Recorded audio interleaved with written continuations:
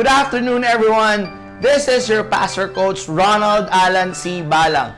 Welcome to Tuesday Life App, our weekly dose of life wisdom and life application that you and I can choose from.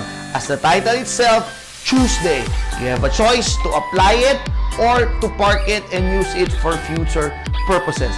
We are episode 7. Before I share to you our talk for this afternoon, allow me to remind you of the 3 C's in life. And again, this is not from me, it's just from a known source wherein it says the 3 C's of life: the choice, the chance, and change. Meaning to say, you must make a choice to take a chance or your life will never change. For our Tuesday Life Apps episode 7, it's entitled Make Things Happen. Make things happen. Saan ko nakuha yung sinasabi ko na yon? Allow me to take you back into memory lane wherein I'm still a high school student in Quezon City, and during that time, I have learned this powerful principle from a rap or gangsta rap album by Dr. Dre called The Chronic Album. If you know what I'm talking about, well, you and I agree that that is one of the best rap album ever produced by Dr. Dre. And there was this song from that album called Stranded on Death Row, wherein the rapper, I think it was Exhibit or Dr. Dre, talks about the 3 types of people in this world. Number 1, those who don't know what happened. According to him, there are 3 types of people in this world: those who don't know what happened, and then number 2, those who wonder what happened, and those who make things happen. Now, isa-isahin natin yon. Are you at the level in your life right now that you have no idea what's happening in your surrounding? You are totally oblivious of what's happening in your country, what's happening in your community, what's happening even in your own house. I'm pretty sure that you are not that type of people or that type of person who doesn't have any idea of what's happening.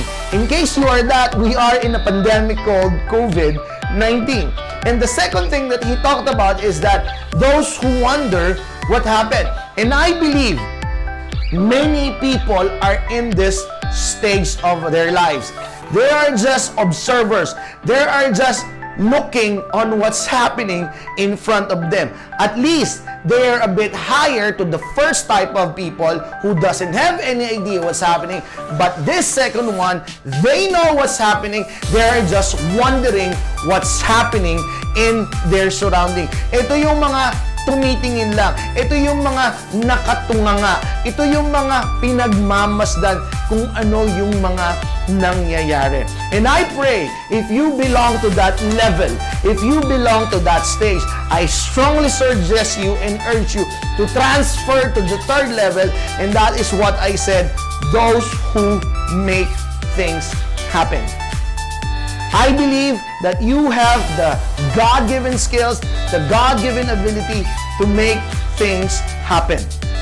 A lot of my friends and a lot of people that I know who got affected by this pandemic, for quite some time, they went into that level of those who are wondering what's happening.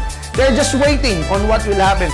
But eventually, there are a lot of people also in my circle of friends na naapektuhan ng pandemic started to shift from making things happen because their job was affected, their business have been affected. It doesn't stop them from creating or making things happen. And right now, they are earning and they are experiencing the fruit of their labor because they choose not to stay on the 2nd level and move from the 3rd level, those who make things happen. And I believe the mere fact that you are listening right now in this episode, I believe you are a part of that 3rd kind of people in this world, making things happen. Remember, you can choose to stay on number 1 or number 2, but you are made and built to make things happen. Thank you very, very much, and good afternoon.